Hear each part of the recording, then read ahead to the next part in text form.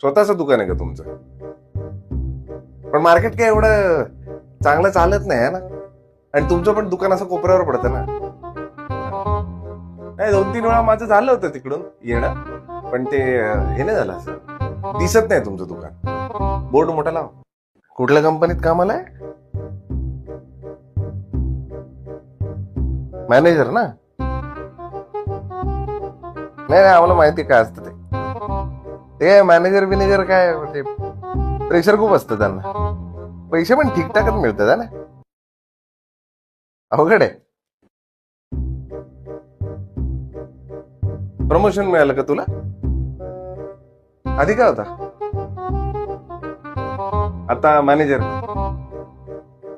ठीक आहे, पण म्हणजे काय रिसेशन मध्ये आता सगळ्यांचे जॉब जाणार ना. आम्ही ऐकलंय, मी रिसेशन येते असं ऐकलंय. बघ एकदा विचारून बघ बॉसला तुमच्या.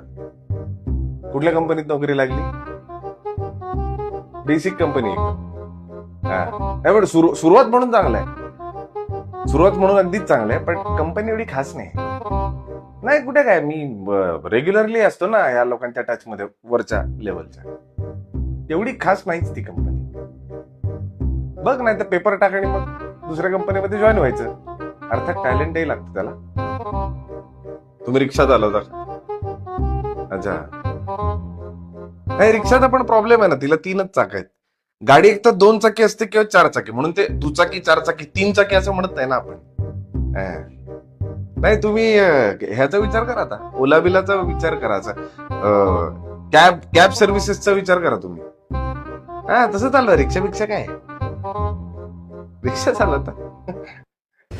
काका, तुम्ही काय करता? मी